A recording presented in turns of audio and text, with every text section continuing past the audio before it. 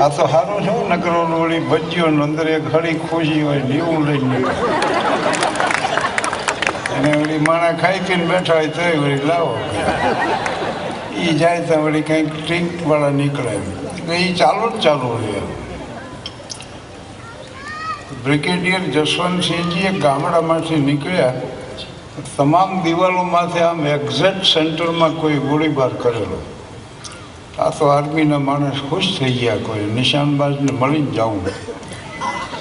એટલે એને તપાસ કરી કે કોણે આ બધા નિશાન લીધા. એક જુવાનને લઈ આવ્યા કે તમે આ શૂટિંગ કર્યું છે, પરફેક્ટ છે અને ઘણી પ્રેક્ટિસ કરી લાગે. બોલો કે ના રે ના સાહેબ, આ તો બહુ સહેલું છે, હું પહેલાં ગોળીબાર કરી લઉં છું ને પછી વર્તોળ કરું. એટલે માણસ છે ને જિંદગીમાં પહેલું કામ કરે પછી એને વ્યાજબી ઠેરવાનો પ્રયાસ કરે.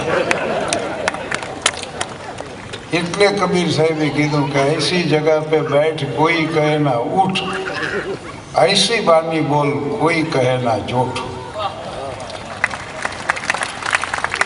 એક વાત છે, રાજકારણીઓની ભાષા લઈને એ બહુ ક્લિષ્ટ હોય અને સંતોની ભાષા બહુ સરળ હોય.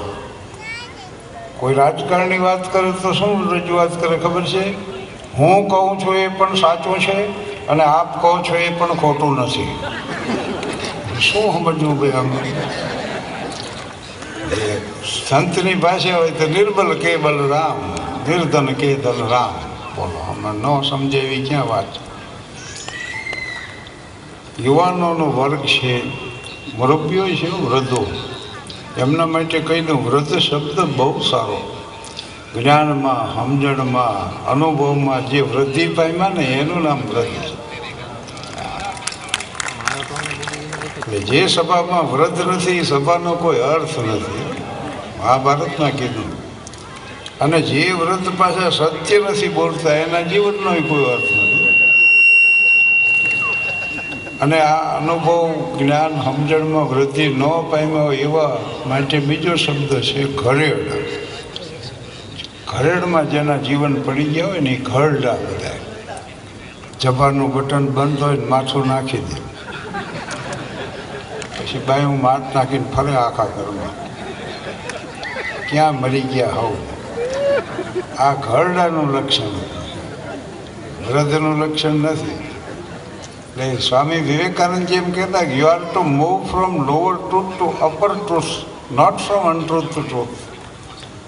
તમારે નિમ્ન કક્ષાના સત્ય તરફથી જીવનમાં ઉચ્ચ કક્ષાના સત્ય તરફ જવાનું છે. અસત્ય તરફથી સત્ય તરફ નથી જવાનું. આપણે ઉપનિષદની પ્રાર્થના એમ બોલીશું, અસત્યોમાં હેથી પ્રભુ પરમ સત્ય તું લઈ જા.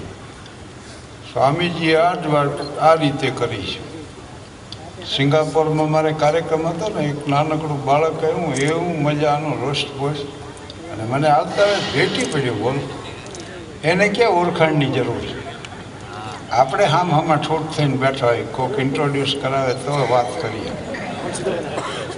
એ તો આવીને ભેટી પડ્યું મને. પછી એના મા બાપ આવીને લઈ ગયા કે અમારે દાદા દેશમાં ગયા છે ને, ગમે એ વૃદ્ધ પાસે જતું રહે. પડી ગયું બહુ મને. અને એમ થયું કેવું મજાનું બાળપણ, કેવું નિખાલસ ભોળપણ. લાવ શોધી લઉં ફરી વેરી દવા શાણપણ. સમસ્યા બધી શાણપણ આવ્યા પછી સર્જાણી. એની બાળક પછી 18 વર્ષનું 20 વર્ષનું થાય, એનું બધું બદલી જાય. બોલો, વાણી, વિચાર, વર્તન. અને એની યુવાન પછી 75 ને 76 પહોંચે, પછી આ છામુકો ફેરફાર, પછી ધર્મ ધ્યાન ને માળાઓને કથા કીર્તન ને એવું શરૂ થઈ જાય.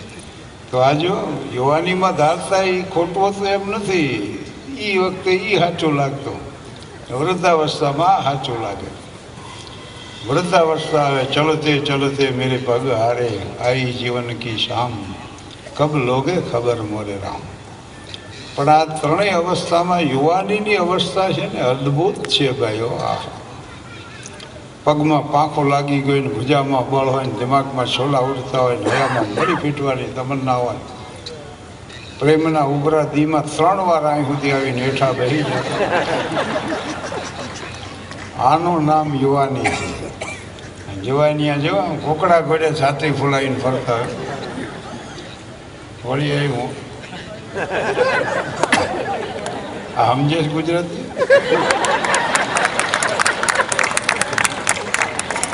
હું વળી એક મારવાડી શેઠની અહીંયા લગ્નમાં પ્રોગ્રામ દેવા ગયો ને, સૂટ પહેરીને ગયો. બોલો, ટાઈ બાઈને ઠઠારો કર્યો.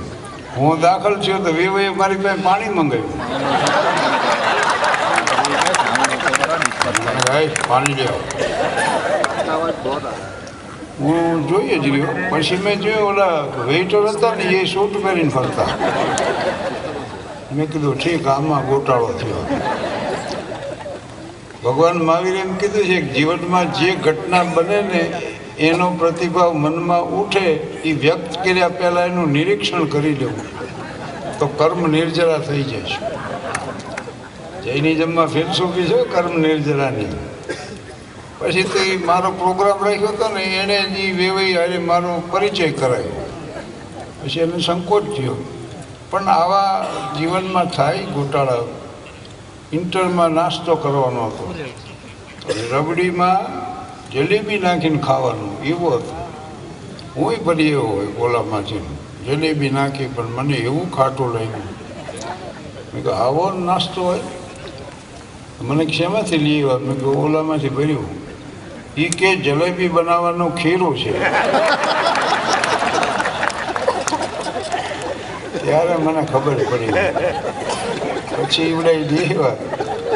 પણ જીવનમાં આવી ભૂલો થાય છે. આપણે આપણી મૂર્ખાઈ વ્યક્ત નથી કરી શકતા. હેનરી ફોર્ડે એના સંસ્મરણમાં લખ્યું છે કે મારી મોટર લઈને હું ડ્રાઇવિંગ કરતો નીકળી ગયો સવારમાં ફરવા, અને મોટર હલેવે જતો હતો. એમાં ગમે તે કારણ થયું પણ મોટર ખોટવાઈ ગઈ. એટલે મારી કારને રિપેર કરવા મેં મારી સમજણ પ્રમાણે કર્યા પ્રયાસ, ન ચાલુ થયું. એમાં એક ખેડૂત નીકળ્યો. એટલે ફોર્ડ કે મેં એને કીધું ભાઈ નજીકના ગેરેજમાં લઈ જઈશું? બોલો કે લઈ જાઉં. ફોર્ડની મોટર ગાડામાં બાંધી દીધી અને ઢળીને લઈ ગયો. ગામડાનું ગેરેજ પણ રિપેર કરી દીધી. એટલે ફોર્ડે બિન ચૂક્યું ખેડૂતને $10 નોટ આપી. બોલો કે સાહેબ મારે નથી જોતા. તો કે નહીં, લેવો ને લેવો. તોય ખેડૂતે ના પાડી ને. એટલે ફોર્ડે કીધું કે તમે સંકોચ ન રાખો, હેનરી ફોર્ડ છું, ફોર્ડ મોટર કંપનીનો માલિક છું. ત્યારે એ ખેડૂતે કીધું કે સાહેબ તમે ગમે એ હો, હું એટલું સમજુ કે ફોર્ડ આવા ઠોઠા લઈને ન નીકળે.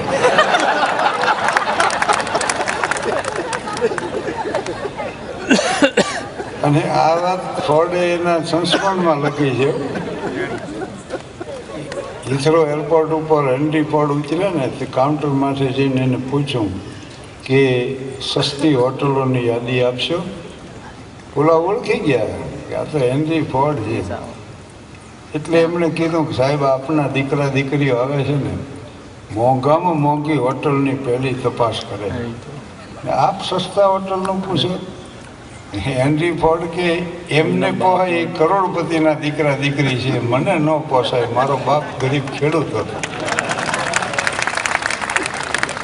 આ વાત છે. જો પણ સસ્તી હોટલની યાદી બતાવશું એટલું કહેવા માટે તો હેનરી ફોર્ડ થવું પડે છે. આ જુવાનિયા જો ઓલા જીન્સ ફાટેલા પહેરે છે અત્યારે. તડકે હૂકવે ને છાંયે હૂકવે ને પાણા ઘસી ઘસીને ધોળું કરી નાખે. અમુક તો પતરીઓ મારીને સરકા પાડી દે. એ તો 10 જોડી ઘરે પડ્યા છે એટલે આ ફાટલા પહેરવાની ઈચ્છા થાય. એક જ હોય ને ફાટલું હોય ને તો ન કરી શકો હિંમત, એમ વાત છે. પણ 3 અવસ્થામાં યુવાનીની જે અવસ્થા છે, જે આમ કુકડા ઘોડે છાતી ફૂલાવીને ફરતા હોય ને, જમાનો હોય કાળો નાખતો હું પણ મદારી છું, પછાડું ઉડતા પંખીને એવો હું શિકારી છું, ખરેખર બાદશાહ બેતાજ છું આખી આલમનો, છતાંય આપની મીઠી નજર કાજે ભિખારી છું. એમ તો બીજું બોલું. મોહબ્બતમાં તમારા નામ પર કુરબાન થઈ જઈશું, સફરમાં કંટકોની વેદનાનું ગાન થઈ જઈશું, તમારું આંગણું દીઠાતણો સંતોષ તો રહેશે, હશે જો બંધ દ્વારો તો અમે દરવાન થઈ જઈશું. ઘણો અગ્નિ છું તોય આ તો ખબર છે, પધારો તો ઘર છે નહીતર ખબર છે, તમે હાથ જાની પરાણે જો પાવો તો પ્યાલી જીવન છે નહીતર ઝેર છે. અને જે જુવાનિયા વાતમાં કહેતા હોય ને, સમાજ को बदल डालो, हिंदुस्तान को पलट दो, दुनिया के इतिहास की करोटे बदल डालो, આવી વાતો કરતો એને ખાલી પરણાવી લ્યો.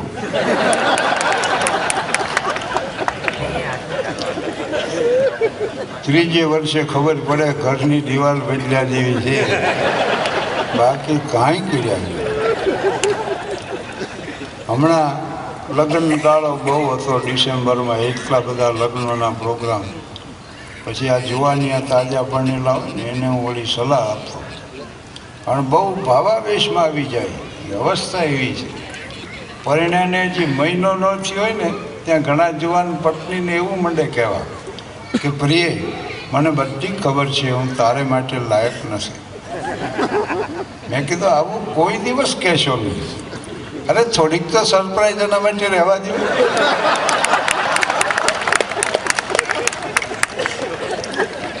સમજદાર ઘરની દીકરી છે, બધું સમજી જાય છે. તમારે આવી કોઈ ચોખવટ કરવાની જરૂર નહીં પડે. પણ અંધા બના દિયા થા જवानी के जोश ने, तूफान जो उठाता कुछ सूझता नहीं, दुनिया की जब तलब थी दुनिया मिली नहीं, अब पाँव पड़ रही है मैं पूछता नहीं. आई लाल सच जो पूछो तो यह है फतह की बात, उनका पता मिला तो अपना पता नहीं.